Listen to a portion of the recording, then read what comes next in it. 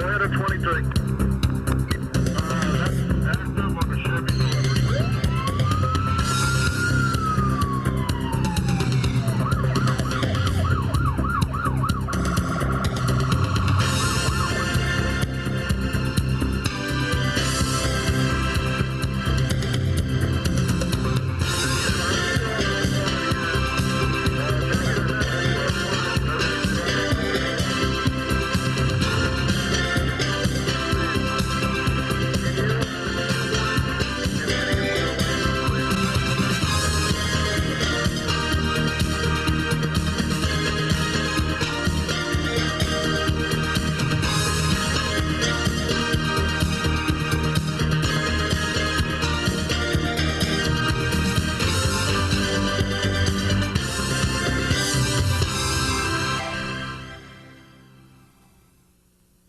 Good evening, ladies and gentlemen, and welcome to another episode of Behind the Badge.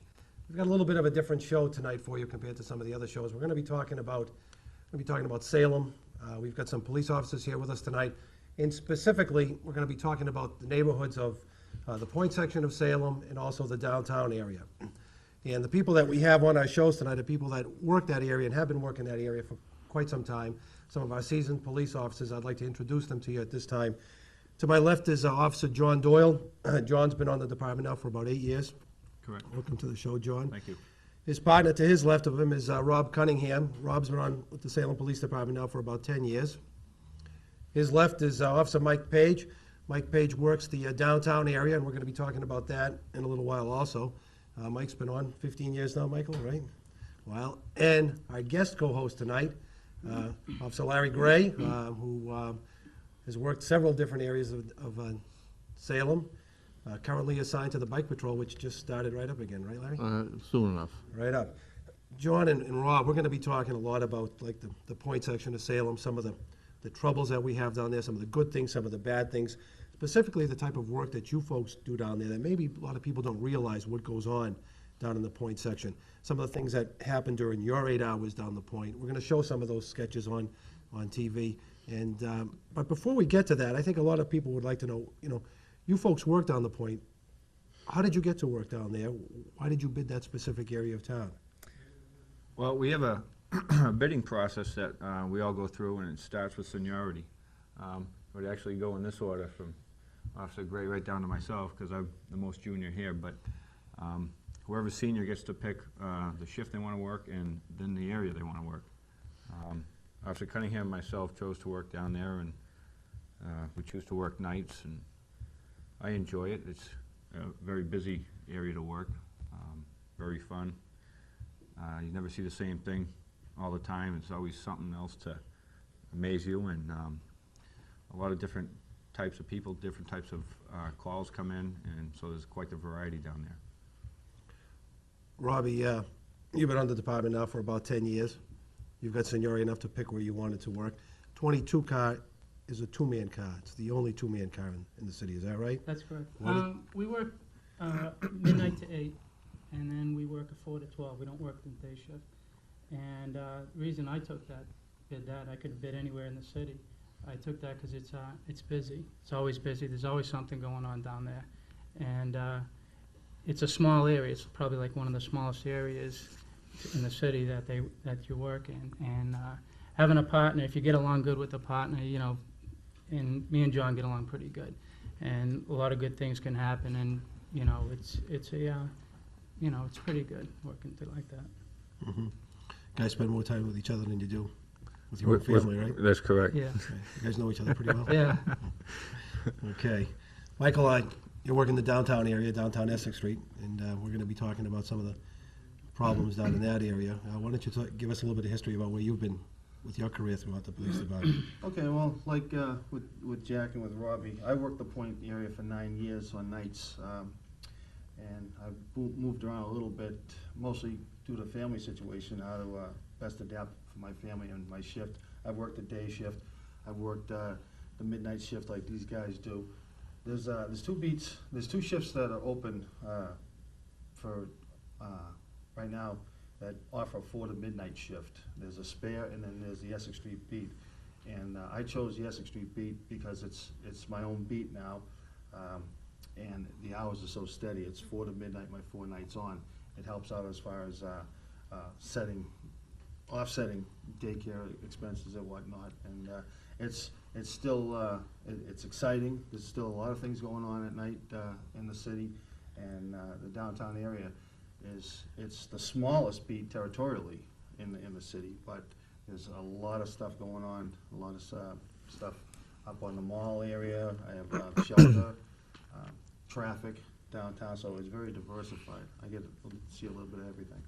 Your type of police work is a lot different than the type of police work that these two guys do. And when you talk about the Essex Street beat, I think people don't quite realize what your parameters are, and we'll get into yours too, John and Robbie, in a second. But exactly what area do you cover? Okay. And how do you cover it? The area I cover is the Essex Street area from the Witch House, basically back down through the center of town, all the way down to the Hawthorne Hotel, and then the area out to Bridge Street, if you go one way, and then the other way down to New Derby Street and Derby Street, that area in there. Recently, since I've been put in the beat here, what I've done was initiated what I like is a walking beat. And years ago when I first got on, as you'll remember, and Larry knows, the Essex Street man, he never got a cruiser. He was always walking. And I'm fortunate at this point now. I mean, I still get a car or whatnot, but I get out and I get to mingle with a lot of people. And what I do is I do a lot of walking because you get to see a lot more. People think that you can get there faster in a car. In some situations you can, but you miss a lot driving to places. Downtown, the area, if you're out on foot, you get to see a lot more. You see a lot more of the problems. You see a lot more of the people, because there's a lot. It's a big business area down there. A lot of merchants, a lot of the youth hang out downtown and whatnot, and we're trying to curb that in certain ways. But there's, like I said, it's very diversified. You can see a lot just by on foot. And when you're walking, you have all these. You have a lot of the kids, a lot of the transients, a lot of the street people that are hanging out. And when you're walking, they're looking for a car. They're looking for the headlights at night. They're looking for a Exactly. car. You walk up to them, and they don't see you coming. Well, like So you know, it's- Larry, right. being on the bikes, and that's a good Right. point. There's a lot of stuff that goes on that people, if something's going on, they'll be looking. They hear sirens. They're looking for the cruiser. They don't even see people. You know, the officers. And there's so many on alleys the down bikes there. or You can- myself. And like I said, there are a lot of stuff happening in the alley. I've had a lot of like drug activity, a lot of vagrancy, drinking in public. That, like you said, they'll wait and see a cruiser. Next thing you know, one of us, either the bikes or myself or another officer, would come around the corner. And we'll be showing some of those downtown areas in a few minutes also. Let's concentrate a little bit about your beat, guys. Let's talk about a typical night. Maybe we can show some of the people a little bit about what your beat looks like in some of the problem areas, some of the areas that you're concerned with. You can kind of talk about a little bit about what goes on down in your area. Go ahead, start us All right. off at about 4 o'clock and head us out into the shift. Okay, just to tell you the difference between where Mike works and where Officer Cunningham and myself work, we're more residential. Mike's dealing with a lot of people who are hanging around, but more business and less residential, and some of those people who are hanging around Officer Page's area are more nuisance to the people who are going to and from work. Where we are, it's a lot more, well, it seems a lot more congested with the people just frequenting the area and hanging around. Right here, they're showing Mary Jane Park, and then there's Congress Street. Mary Jane Park and the area on either side of them, they'll travel between this alley here, which is the backside of Mary Jane Park, and go from Prince Street to Congress Street. And a lot of the people who are disturbing all the neighbors down there are doing their drugs and they're drinking in these spots where you really aren't as visible as a police officer unless you do what Officer Page does, and that's get out and walk and confront these people when they're behind there. So these alleyways, these pictures we're seeing, you're saying it's the kids that are hanging out in Mary Jane Park. You come along to find out who they are, and they're getting up and they're going through the alleyways and they're going back out to Congress. Right, yeah, that's the main travel route to avoid us, and if we're in the car. one of the advantages of having a partner is one officer can get out and walk, the other officer can drive around. When they try avoiding either the cruiser or the officer walking, then the opposite person picks them up. And, Because the warmer weather's coming, so there'll be more and more people outside, yes, and there'll be more and more calls for noise and parties and whatnot. Because the Definitely. windows will be opening, the doors will be opening. definitely. The audience just saw a quick little film that Chuck took, I think, with your guidance down there of some of the areas that you folks wanted to talk about. And maybe we can go through a list of them. And John, the no loitering sign on 26 that we saw over there in the building, it just happened to be on Prince Street. But a lot of people drive through the point, they see groups hanging around. Sometimes we get complaints, sometimes we don't. Maybe you want to talk about, the differences between what is a group that's causing a problem and what's not, how you answer these calls.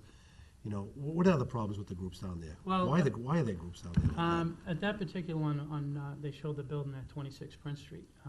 We worked, me and John worked with the Housing Authority with that one, and we were able to put up a sign there. There were groups that were always hanging around there, and right, in the area of 26 Prince, and they're making their drug sales and everything like that. People would be coming up, driving up, they'd make their deal and then they take off. But that was one of the main areas at that particular time. And like I said, we worked with the housing, they posted the sign up. So now it's sort of like they got them away from that particular building. But if you show, on that building, they were writing graffiti on that. And they were writing the Blunt Squad right on the building. It's like their sign that they're selling their drugs right there. They're like advertising right there, What are blunts? You might as well let the people know what is a blunt squad. What's a blunt? I know. Well, it's usually a Philly cigar that they hollow out, and they put their marijuana inside that, and they use that to smoke. That's what they call a So blunt. that's a blunt right there. Right. So it's a couple particular people, that Blunt Squad is a couple particular people that we deal with frequently, who always have the Philly on them, who quite often have marijuana on them. And smoking it that way, it sort of hides the smell of the marijuana, maybe increases their high because of the cigar. But it's things like that that we're trying to rid of for the good people down there that are being bothered by it all. And like you said, they're advertising it right there, and they stick between the alley. And when they're between the alley, they can see us drive up on one side, they exit the other, and they can continue with their sales. A lot of the problem is when the weather does come out, that people frequent down there more often, they see more people hanging around. So you'll have the people playing their music loud in the cars, or drinking in public, and a lot of the times it's not really a problem until it happens too often. And when there's too much drinking in public, then that's going to lead up to some fights and some disorderly people in the loud music.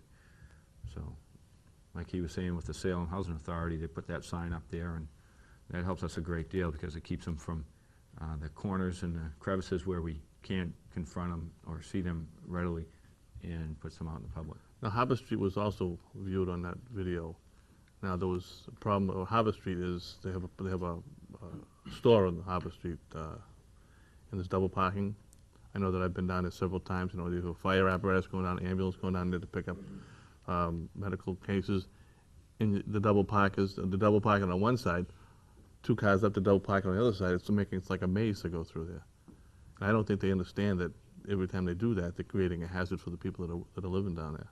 Most definitely, and it's also creating another situation where there's a lot of children running around, and now rather than running outside of one car, the street's narrower, and people are trying to get around these other cars, and then children might shoot out from the double park cars, and they're more apt to get hit, and it's creating a danger there. I'm getting the high sign back there that we've already got some callers, so I think some people already want to express maybe some of their suggestions and opinions about what we're talking about tonight. So go ahead, let's see if we can get the first caller on. Hello, you're on the air. Hello? Hello. Hi, how are you, Conrad? This is a question for Officer Robbie Cunningham. How's it going, Bobby? Very good, very Good, good.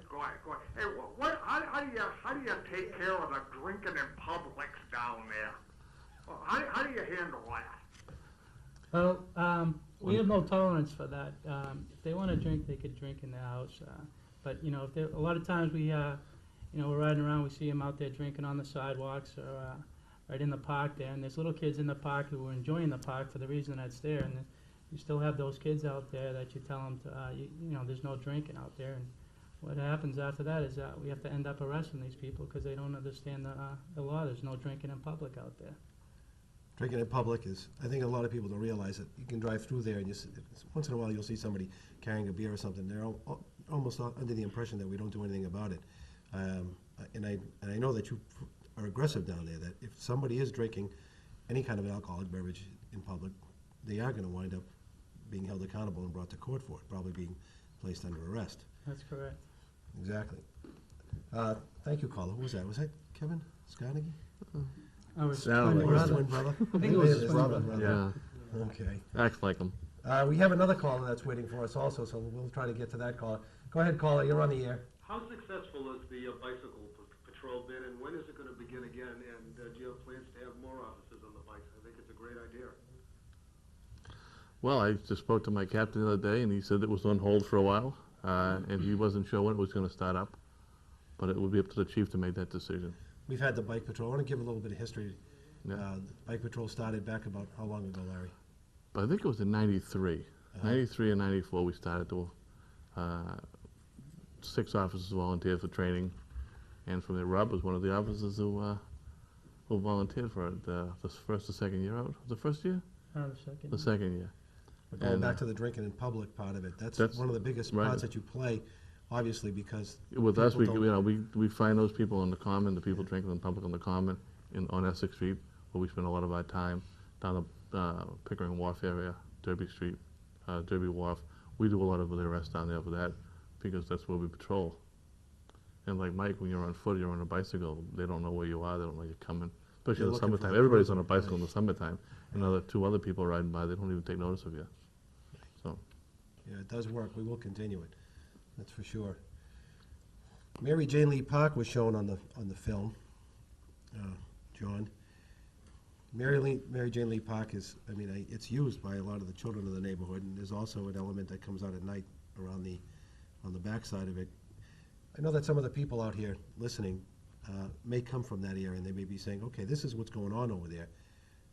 Give us a little bit of suggestion on what they can do to help us, what they should be reporting to us or Okay. reporting to you. Well, I think it'd be something as simple as a little neighborhood crime watch.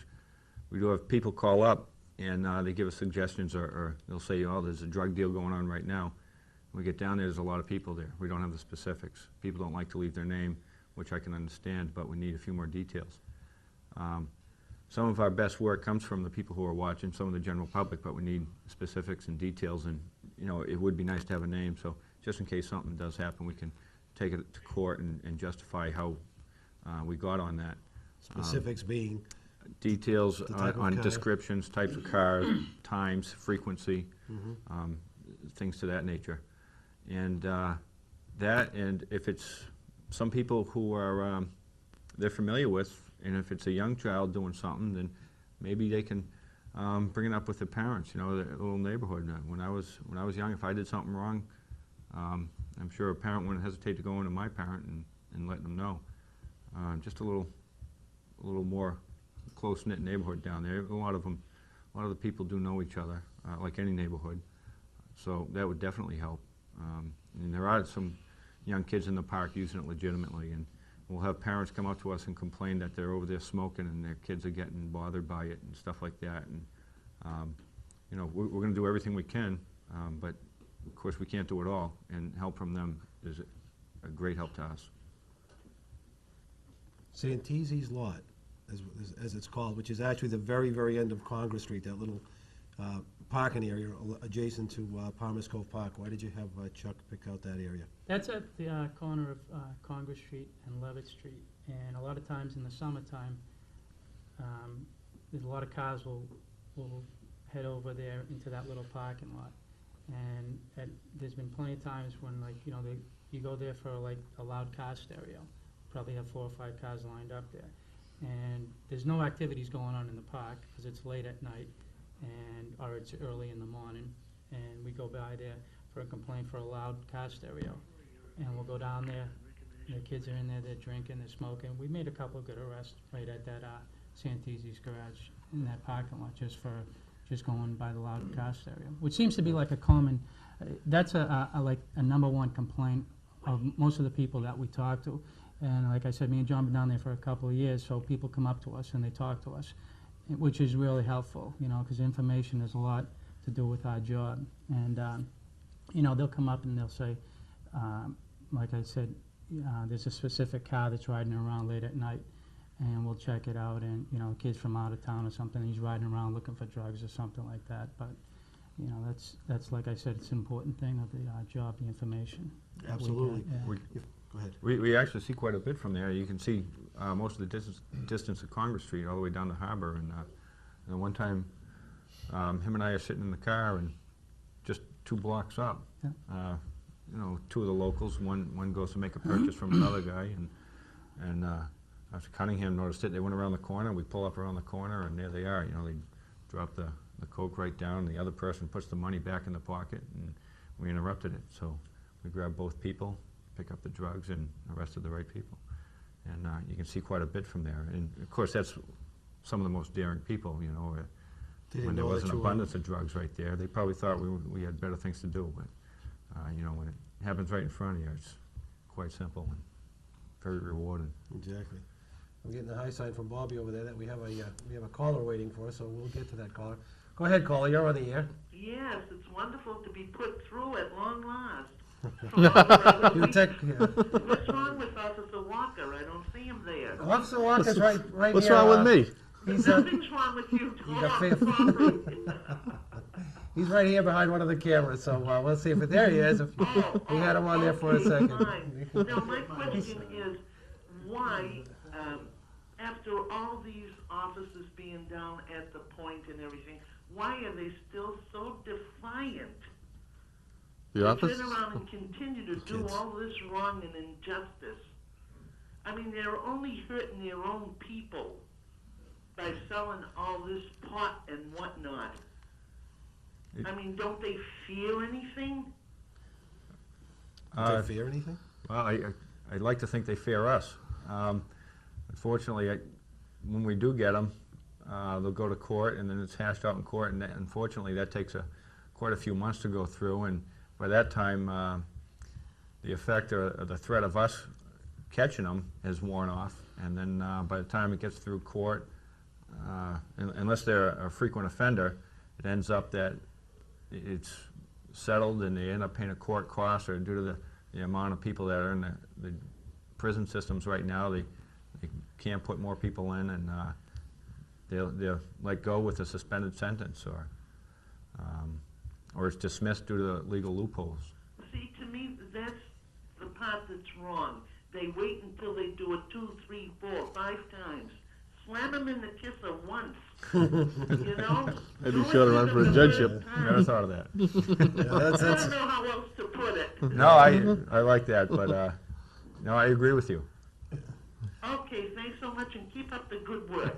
Thank you. thank you. One of your fans out there, James. You know, I think a lot of people really wonder, you know, why the kids keep coming back and doing it over again. And one thing that should be explained is that, you know, we do our part. The public works with us, and they've been working with us more and more as the years have been going by. I mean, you must know that you see a lot more. There's much more interaction between the public and the police now than there was in quite a few years. We do our part, the public does theirs part. Now it's up to the judicial system to do something about Right. whatever it is, in their wisdom that they decide to do. But, you know, putting them back out on the street sometimes with just a slap isn't just a slap in the hand to them, it's kind of like a slap in the face to us, because you work so hard to appease the neighborhood by, they stick their neck out to give you all this information. You spend weeks, sometimes months, gathering the information. You put them out on the street, and you bring them up to court, and the next day they're back out on the street, and you kind of throw up your hands and you say, that was an awful lot of work for nothing. Unfortunately, it's the system is the best system we have, and we have to work with it. Right. That's what we're paid to do, you know, so it's patience out there. One of the reasons why I want to cover a lot of things on the point is it's gone through a transition, and I know that we have a lot of viewers out there who remember what the point used to be like, what it was like 10 years ago, and what it's like now. And I mean, it's better now than what it was, but it's still not, you know, it's still not perfect. And you have some concerns that you wanted to bring out. I know you mentioned the double parking on Right. Harbor Street, which a lot of people, we get complaints that, aren't we tagging? I think they ought to know that we tag, you folks tag Oh, incessantly definitely. down there for the double parking. Oh, another thing on double parking is in the afternoons. When the kids get out of school, behind the Salt and Stall School, the parents park on one side of the street, and they just wait for the kids to run across the street to get into the cars. If the parents would get out of their cars and walk across the street, take the kids by the hand and bring them over to the cars, it'd be a much safer situation. Right. But instead of doing that, they just wait in their cars, and, whether it's raining or whether they just don't want to get out of the cars. It's a hazardous situation for the kids. These parents should get out of their cars and take the kids by the hand across the street, because it is a busy street. It's one of the, it's a big, major thoroughfare from one end of the point to Leach Street and whatnot. And one of the other concerns that we've heard frequently is after school behind Salt and Stalls is the people double, triple parking, Yeah. almost completely blocking the road over there. There's plenty of parking down that Right. lot on the side, but, and we are urging the public to please keep it clear, because Charlie Reed has been down there often, and he is doing some enforcement down there.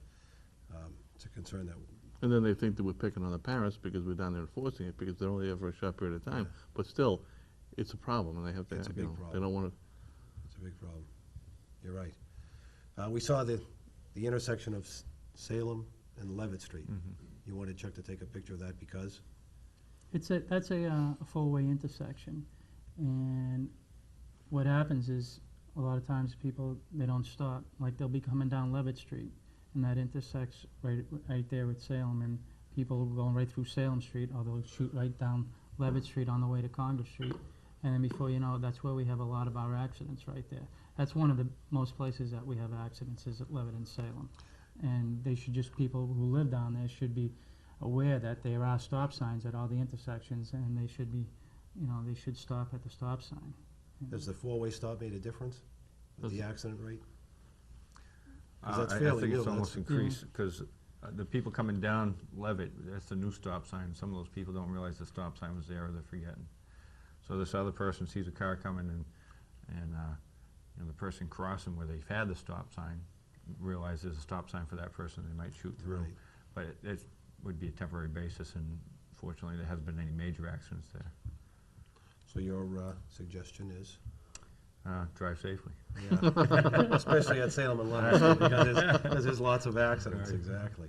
And there's a lot of kids in that area because they go into the park. Right. They're coming from one end of the Levitt Street, they're heading down to the park, so, especially when the warmer weather's getting, there's more and more kids out there. And they're always chasing the balls to go over the fence and the screen and whatnot, so that's even more of a problem.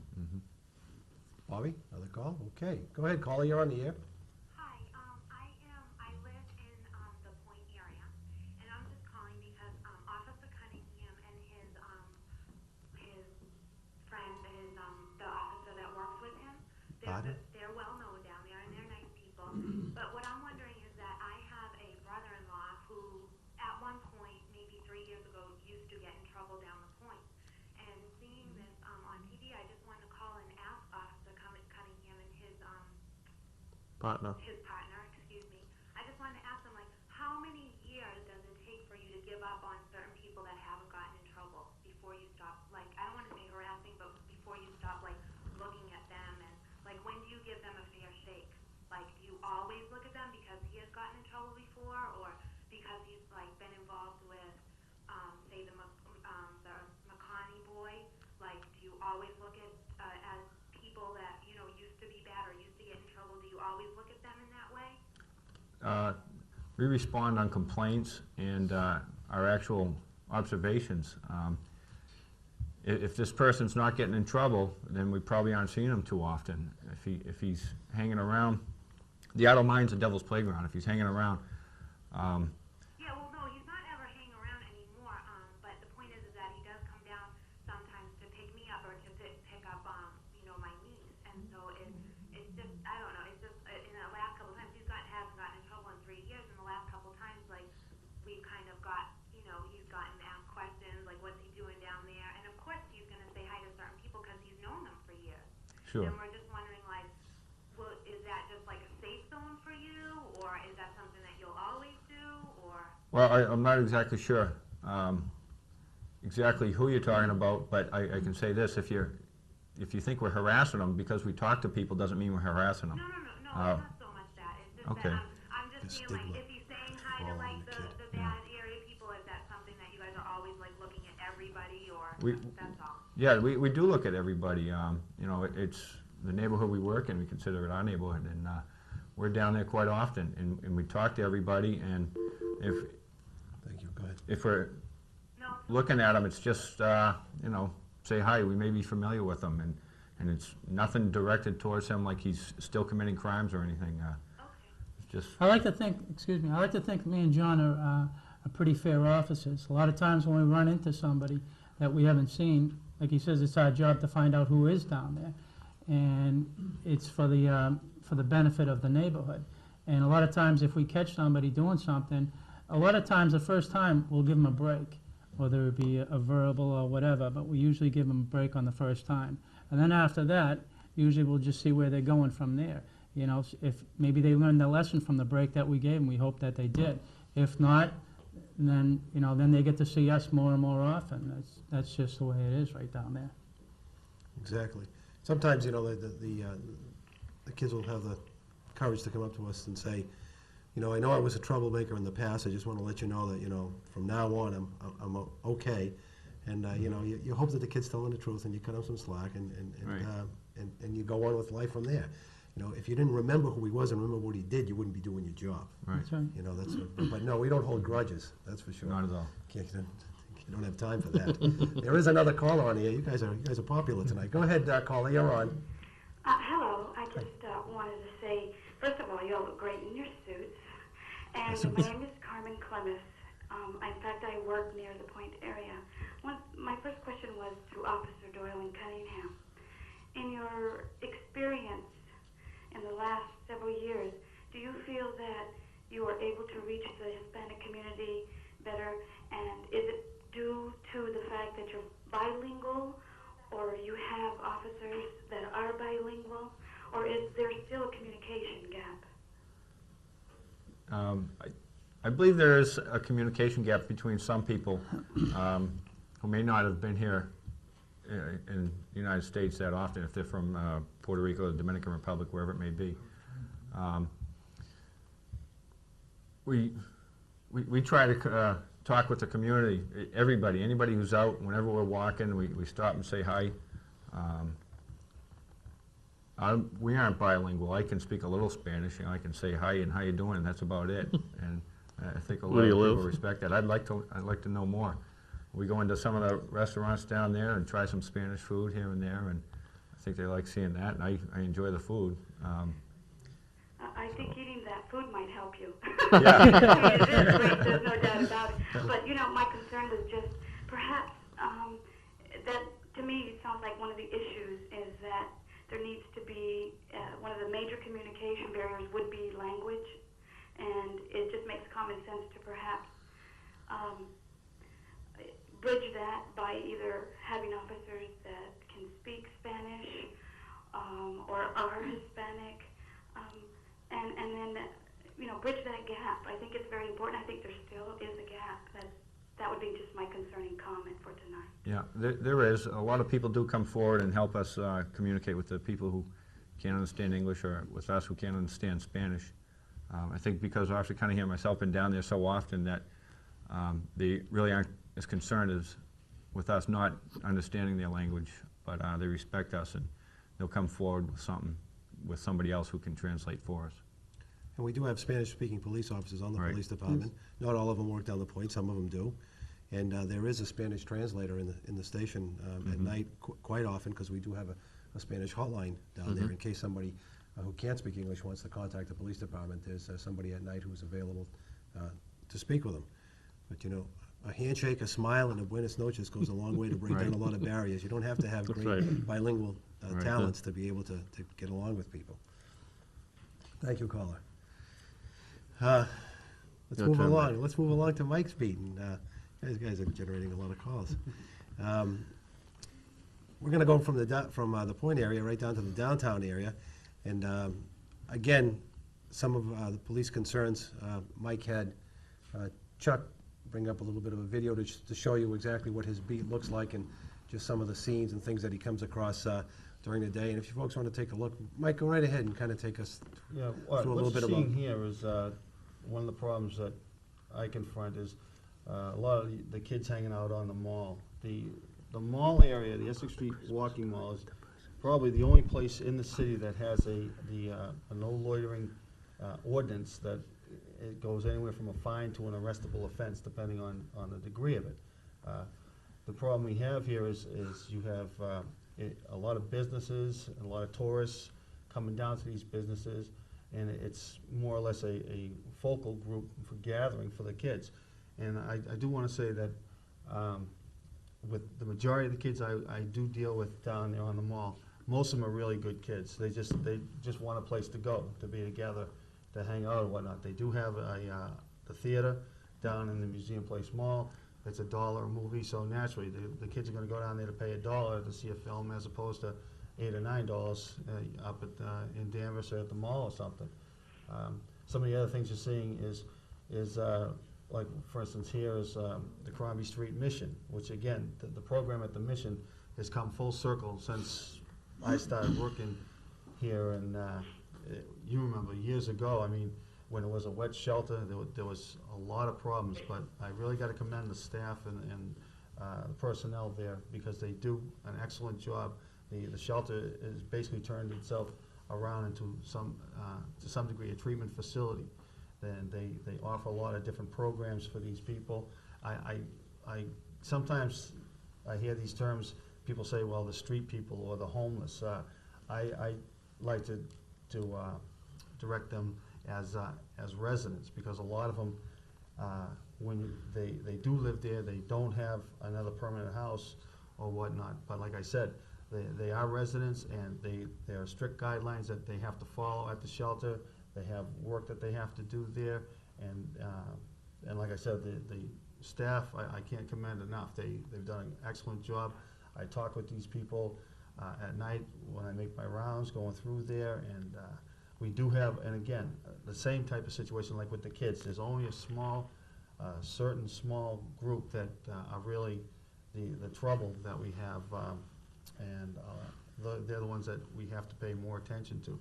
But the rest of the people there, I mean, it's 100% better than what it was, like I said, 10 years ago. We used to go in there, we never knew what to expect. It was a dangerous situation when it was a wet shelter. Now it's completely dry, and I think they do a fabulous job there. And the mall, we saw the kids hanging out in the mall. I know that when I ride on the bike in the summertime, that's a big problem. Yep. They know that they're not supposed to be there. There are parks in the city. They can go to the parks. They can hang out at the parks. They're supposed to be when the parks are open. But it's the people that want to use the mall, want to walk on the mall, want to see the tourist attractions, want to go to the benches, want to have something to eat in the stores and sit out in the mall to eat, when you get the kids hanging out there. And it's not so much that they hang out there all the time. It's the language they use, and they start goofing around with each other, and push comes to shove. And it just makes an uncomfortable situation for the people who are coming to Salem to see what Salem has to offer, when the kids are becoming the problem. We had them on the Common last year, and they were fine. They'd sit in a group of 2 or 3, and they'd just hang around, they'd talk, and they'd listen to the music or whatever. But then it'd be 5 and 6, and then they have to talk over the music, and they had people walking on the Common, and it was the language, and they directing it to people. So then we start to get them off the Common. But they're their own worst enemies at the time. Yeah, We know they have to go and someplace. the thing is, we want to stress, it's just a Right. few, just a very, very Right. small group. I don't want to think that we're out there just to be No, picking on it's the the groups same of way. kids. But it because- seems that every year, there's this group this year, and then they go on, the next year's another group. Right, Now, the group we had last year won't be the same group as there is this year. right. They just, Well, I in think- 1 or 2 years, it makes a difference, they grow out of it. We have a caller? Oh. You want to listen to this person? I can hear them clearing their throat in the background. What do you say? Go ahead, caller, we can hear you. Right Yes, ahead. I have a quick question for you. Go ahead. I'm a resident of Salem Willows. I was just wondering if you guys are focusing on the current and reoccurring problem of the homosexuals that take it upon themselves to go up into the woods commonly known as Cannon Hills up there. I was wondering, I realize we have a bike patrol unit out there. Are they doing step up patrols up there or anything? In the summertime, we do make that a part of our rounds, but in the wintertime, because the bikes are not on the road in the wintertime or in late fall, so that would be more in the line of the beat car to take care of that situation. Yeah, we've had, once in a while, I guess you can say, some calls for some unusual behavior over there. You know, big difference between unusual and illegal, and you gotta remember that we have to treat everybody, you know, equally. And, you know, if someone's doing something illegally, then they're breaking the law, they're gonna be charged with it. But just the fact that they're gathering down there sometimes isn't, you know, illegal by itself. I know that we are, just to answer the caller's, you know, question, yeah, we are aware of it, and we're gonna try to make sure that there's no illegal activity happening down there. And yes, that is one of the directives of the Bike Patrol to do that. Right. There and other spots, and other problem spots, you know. Go ahead, Michael, getting back to your, Well, you know, basically, like I was saying, and I'm in agreement with you guys on it, the problems that I see, it's the consistency in how you handle it. And I like to handle the situations with the kids on the mall, like Larry said. That, for the most part, they're not bad kids, but they need a place to go. And like I said, when you put a dollar theater into a commercially zoned area with businesses, it's not gonna mix. So we do come to a happy medium. I've talked with a lot of the kids down there, and I told them, instead of showing up an hour and a half before a movie to go there, show up 15 minutes. When you show up there, if, you know, as long as they're not blocking the entrance ways and the doors ways so that people can't get in, and they curb their behavior, then we won't have a problem with that. As far as the other problems we have, like I said, we have a few contingency of people downtown that, like with the guys who are working down the point, have the problem with the drinking in public. Right now, I have a zero tolerance policy, and for the small few that I have dealt with, they know that policy. And unfortunately, if you're dealing with alcoholics who do reside at the shelter, that you're also contending with mental illness. And a lot of it's just not the physical being, the fact that, you know, they're behind a building drinking, there's mental illness involved in that. And you can only work on my level as far as I can go with it. I'm not a doctor, I don't profess to know how to treat a situation like that. I can only deal with these people try to keep it on a consistent basis. And they know that if someone's drunk or intoxicated downtown, and I know they're not gonna be able to get into the shelter, because the shelter does have the zero tolerance also. If you've been drinking, you can't get in.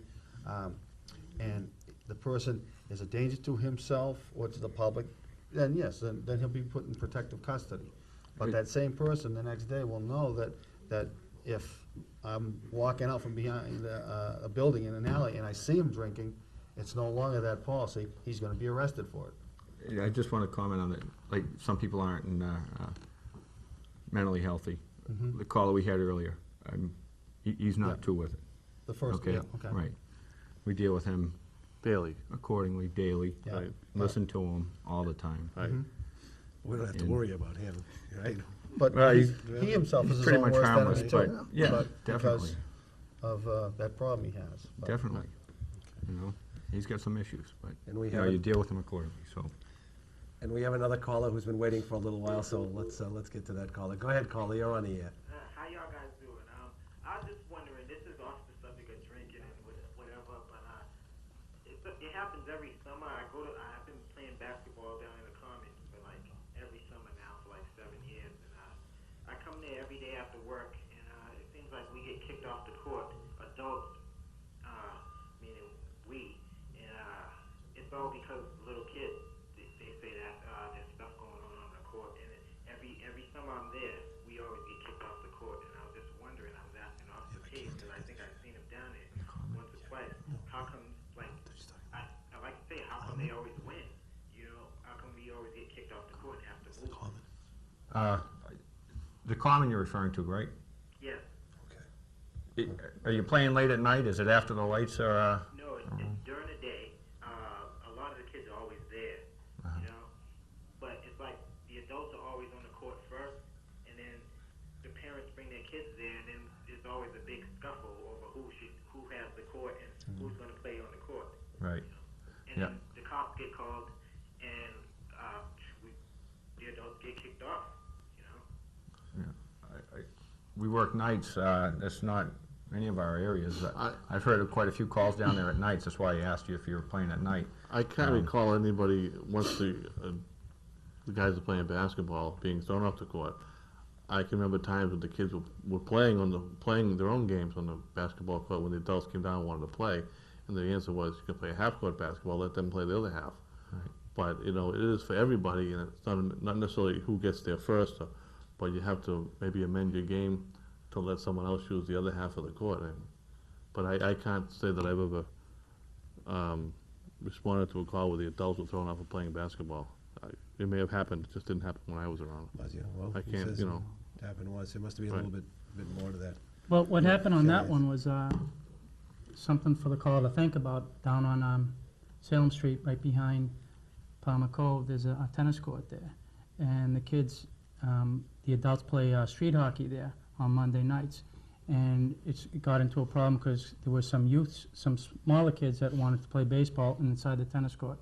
And these kids been playing hockey, their street hockey, for years on Monday nights. And so what was happening was the little kids weren't going to leave and the adults weren't going to leave. So what they decided to do was the kids from the playing street hockey, they went to, I think, Larry McIntyre, and they got a permit so they can play Monday nights from like 7 o'clock to 8 o'clock, or 7 o'clock to 9 o'clock, something like that. And that worked out for there, because then they actually had a piece of paper from the rec department. So he could check into that if he wanted to. That's a Can good you still idea. do that? Can you still reserve a court, a tennis court, a basketball court for a certain time period? I'm not even sure about that, but I know that the Call the Salem Years ago, they Recreational used to do Department would have that answer for you, Right. and if you wanted to play basketball, organized basketball from a certain time, the rec department would be more than glad to find some place to accommodate And if you have a you. piece of paper in your hand, then that's your time. that's it. It's your time. You went down there, you took the time to go down and get it, and it will be honored. Yeah. We have another caller out there, so, Just Go ahead, me, Colin. Conrad. yes? How you doing, Conrad? Spike here. Yeah, I recognize that voice, Spike. How are you?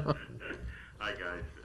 Very enjoyable hearing the force out there, and I think one of the biggest things that you folks have to contend with is lack of communication. I think something like this tells the people what you're up against and all of the pitfalls that you have to deal with the public. And I think the more communication the more that people hear this and know how to help out our law enforcement agencies here, the better you are and the easier your job is going to be. But when I hear you guys talking about the years of this and that, I remember when the bilingual down there was French and English down in the point. Well, he is old, isn't he? John. And I remember when John was sliding down the fort there, when we had a slide up there, and now he's one of the Memory senior. lane. He's Yeah. getting to be one of the senior cops. I see these young kids now. My God, it's scary.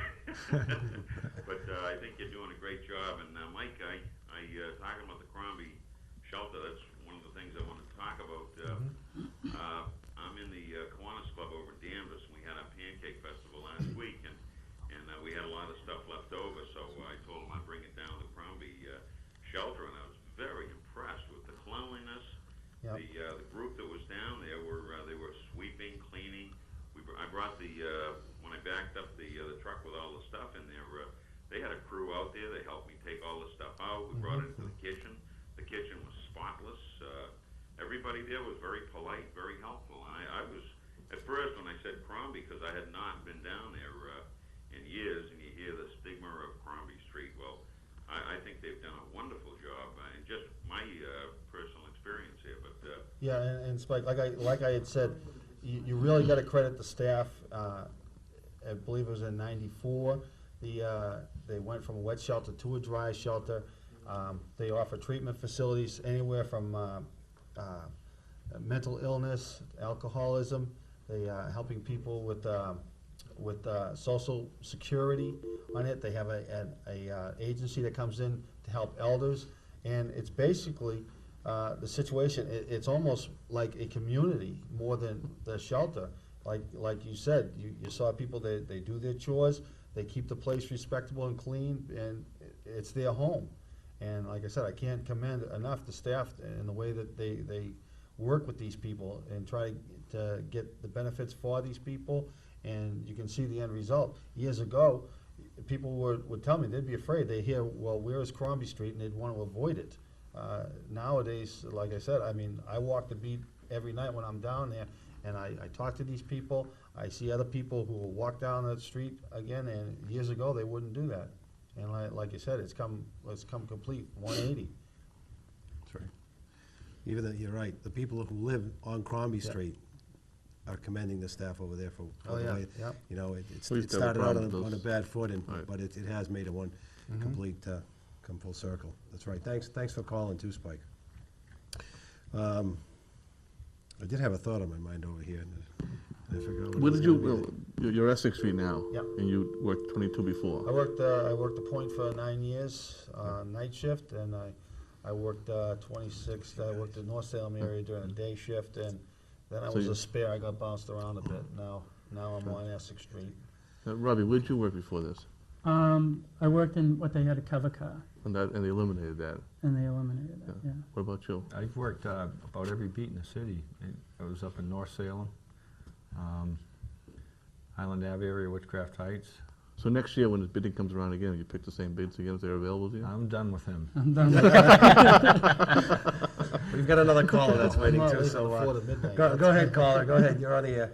Yes, I'd like to mention something about the kids that rollerblade and skateboard over on St. Joseph's Church steps. Is there anything you can do about that? That's 22 private car. property. We have had complaints, and we've gone down there and moved them along. It's private property, and we have to go on the request of the church whenever they feel it's a nuisance. I know there's Beano on particular nights, and we can surely make extra checks and move any kids along when there are other people around to keep them from getting There interfered is a with. skateboarding ordinance. You can't skateboard in the city On public property. Yes, there's- on public property, and Right. I think it says you need permission of the owner of the property to skateboard on private property. okay, yeah. But the rollerbladers is a whole other issue. Yeah, there's there's Right. nothing Right. governing it, even though No. there's been.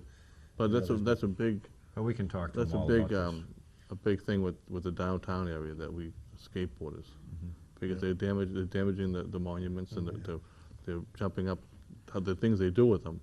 They're chipping the granite from the stairs, and they're chipping the railings of stairways where they're riding down them. So it is Need a to get problem. park. Yeah. Need a skateboard park. Right, Exactly, they got a nice one in Beverly. and right, it's on the who Meadow knows, Beverly. Exactly. Get a bus ticket. Okay, now we are coming to the end of the show. I'd like to thank everybody who did call in.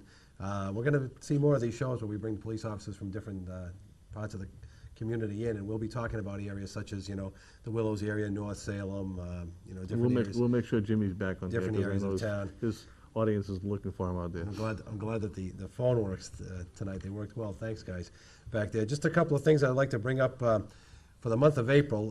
The first one is Officer Charlie Reed asked me to mention that there is going to be a health fair coming up this weekend at Salem State College. It's going to be Sunday and Monday all day, the 11th and 12th.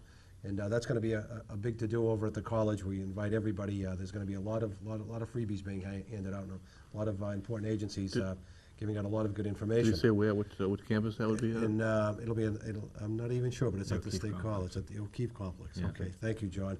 And also the Hawk for Walk, Mike LaRiviere brought us a little bit of a 30-second commercial for the Hawk Walkers. So, Chuck, if you got that thing queued up?